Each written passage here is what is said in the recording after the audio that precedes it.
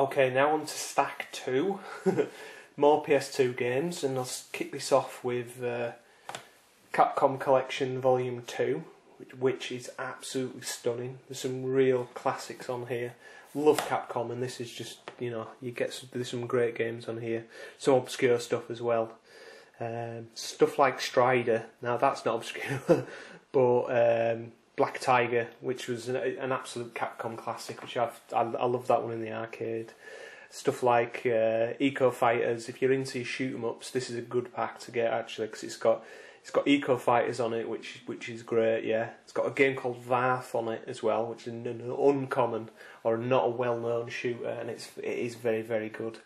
And it also contains 3 Wonders, which has a game on there called Chariot, which is also one of my favourite shoot 'em ups of all time. It looks absolutely stunning. It's a beautiful game, and really, really cool set. You can pick this up dirt cheap, and to get those games that you can't get unless you you play it on MAME. It's a brilliant example. Another compilation here, Teta Legends. Again, another good compilation. Loads and loads of classics on here. Stuff like the original Bubble Bobble on here,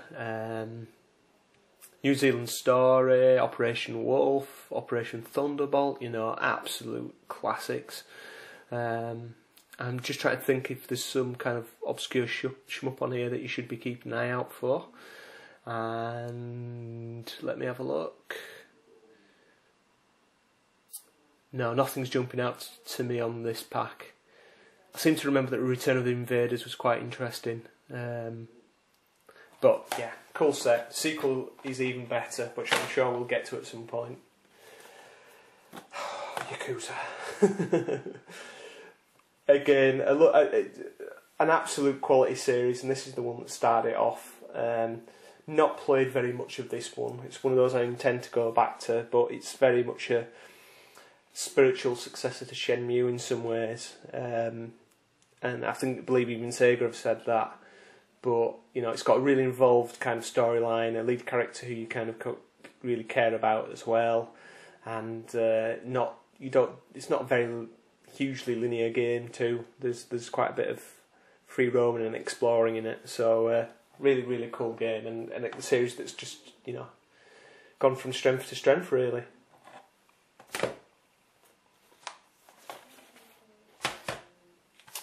So,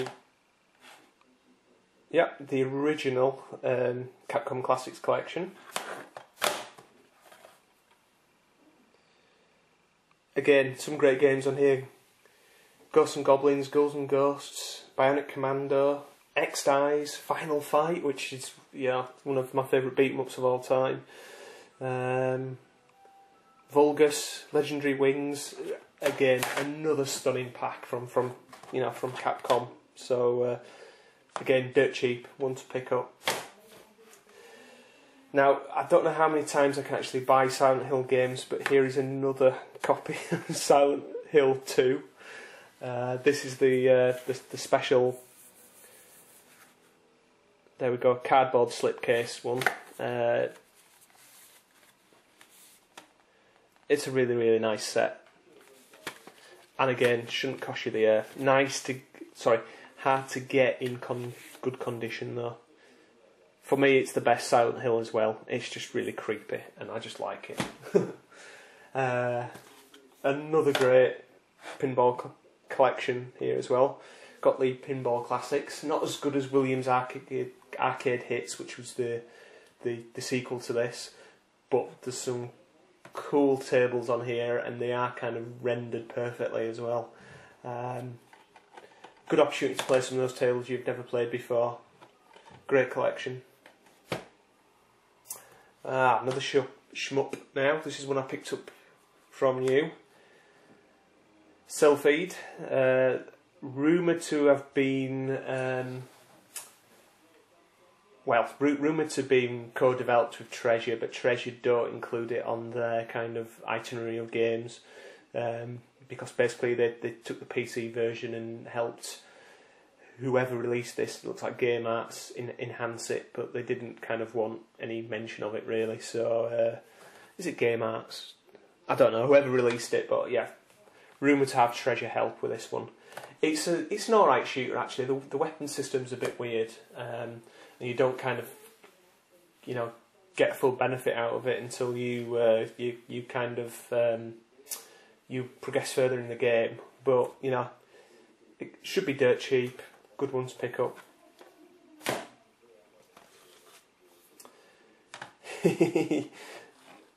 Another shmup compilation pack. This is Gradius 3 and 4. It is a lovely set actually. Another quality Capcom release. I picked this one up for later on down the line because it was always a bit expensive. It held its price quite well, and I think I picked this copy up for about 15. You can pick it up even cheaper than that now. One problem with this is it's too arcade perfect. Gradius 3 is like the arcade game, which is a complete nut pig. It's not like the Super Nintendo version. Gradius 3 almost gets impossible at the end. It turns into some credit feeding monster. 4's cool. 4 plays fantastically well. Interestingly, they've got some CGI sequences in this which I think are unique to this compilation. So one worth picking up for Gradius fans. Another shmup here, and it's Cyvaria Complete Edition. Should be a game you can pick up relatively cheap.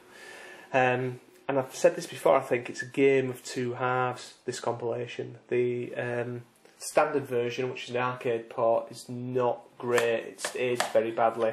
But I think it's the, let's have a look, revision.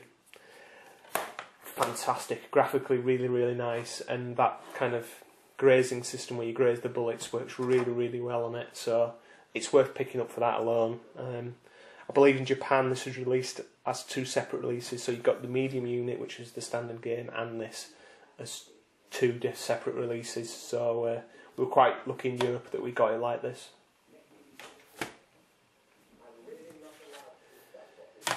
Guitar Hero 2, been with this series from the beginning, and another great series. It always introduces me to new stuff as this series that I wouldn't normally listen to, and Guitar Hero 2 is no exception. So, is this the best Grand Theft Auto? A lot of people think so, and I must admit I like the Territory Wars aspect of this game, and music's great, and the character's cool, and it's just such a huge, almost, you know, 3-roaming game really. Is it the best one? I like 4, so I'll say no it isn't, but it's very, very good. Another one I picked up relatively cheap towards the PS2's life, and that was Tokobot Plus. Not one I've had time to play much, but it is completely charming. So, there we go. Maximo, spiritual successor to Ghouls and Ghosts, and it must have sold well enough to get a sequel, which is supposed to be even better. It's actually quite cool, this Maximo. I really, really like it. It's kind of like an action adventure slasher, and it's its own game. It's not completely in the shadow of its legacy, really, and well worth picking up. It's another Capcom game. Soul Calibur 3. Again, another series that I really, really like, and a lot of people think this is the best one in the series. I like it. There are other episodes that I prefer to this, and I've not really played that this much. Really, really great game for shmup fans, as well as kind of like the quality games that are on here. Stuff like Cleopatra Fortune, which is an amazing puzzle game. It's got shmups on here, Gun Frontier, which is okay, Insector X, which is quite cool, and we've got, let's have a look, Space Invaders 95, which is great. That's a very good kind of parody on the Space Invaders universe. We've got what else? We've got Metal Black, which is one of my favourite shoot 'em ups, and we've got Geki Rinden as well. Another one that's it's really, really cool conversion, but I've just never picked up the Saturn version. But yeah, you know, great compilation. So here we have an absolute PS2 legend.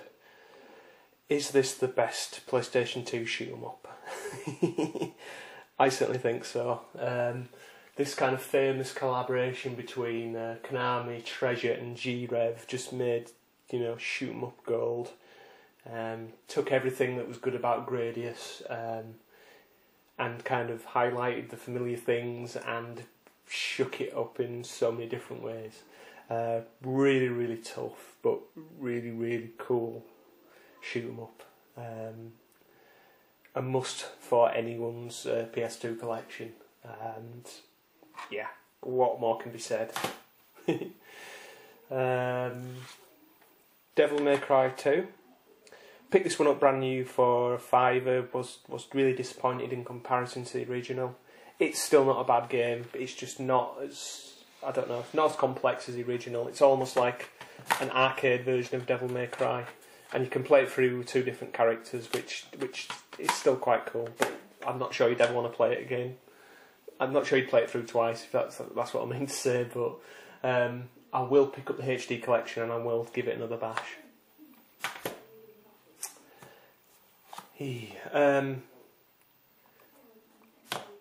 13 Stag, possibly Triangle Service's best game, I'd say. It's quite a cool little shoot 'em up actually. Production values are not amazing for it, but it's, you know, it's quite cool.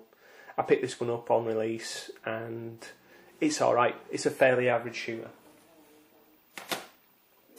I'm actually cheating now. This is not actually my game. This is my brother's game that I borrowed off him. And it's the original Killzone, which I really, really enjoyed, surprisingly. Better than some of its parts, because it wasn't the best first-person shooter out there, and it didn't do anything hugely new. It just did stuff kind of quite well. Something about it, and it holds true to the second and the third. Funnily, I've never finished this one. I've finished the second one and the third one, but never played this through. And here we have the original Guitar Hero, the one that started it all off. Sorry, just going back to this one. Have you seen the price of that on release? Anyway,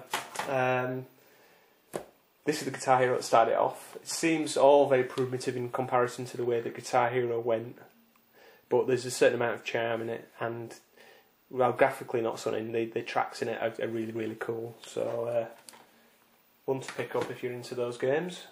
And last but not least, 1945, the arcade games, and this is it's a pack that contains 1 and 2.